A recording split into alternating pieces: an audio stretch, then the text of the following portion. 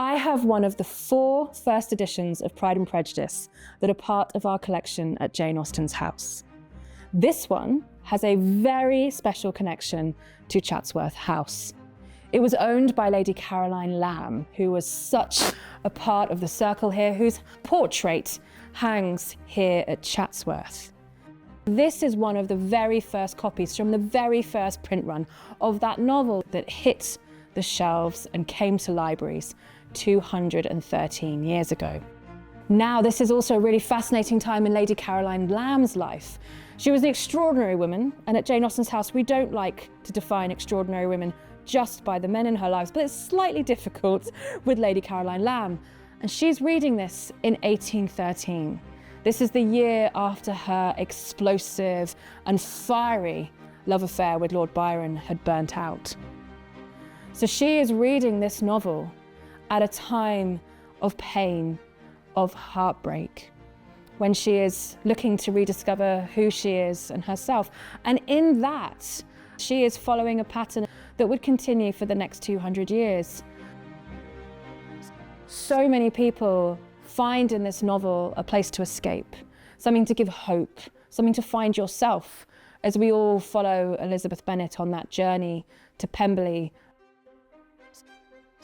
This is a particularly fascinating copy, not just for its links to Caroline Lamb, but what it tells us about the history of the book itself. Caroline's signature is on the front cover, and it has been ever so slightly cut off where the book has been rebound.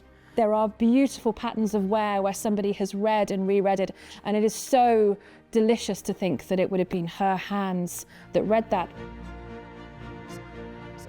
When these books were first purchased, they didn't look like this. They weren't beautifully leather-bound, gilded objects. They were much more like today's paperbacks. They had blue covers.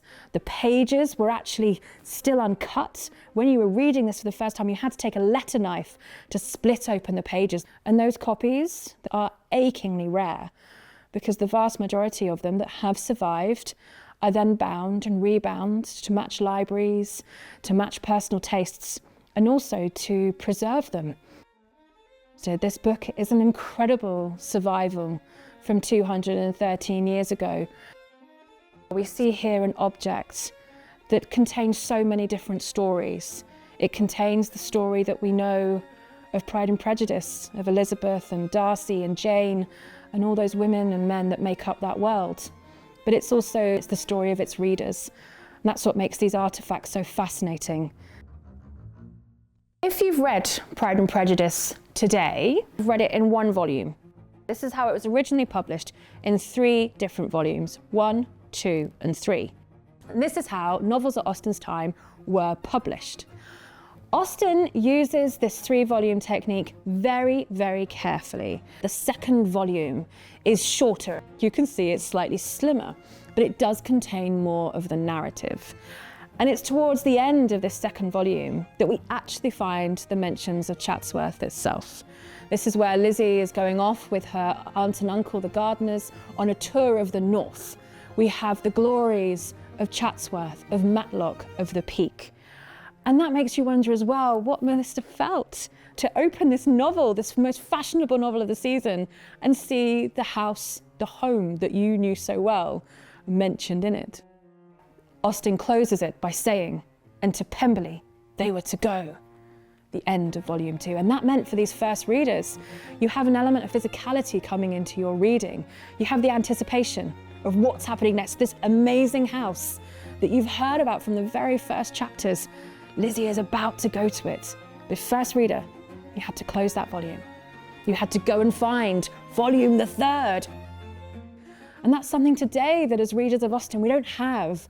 We don't have that build-up of anticipation for what's about to happen next, which is both a blessing because it means we can carry on completely enveloping ourselves in this gorgeous story. But I think there is a slight loss of that weight to go into that idealised, beautiful landscape and house, and for that next stage of Elizabeth Bennet's life to begin.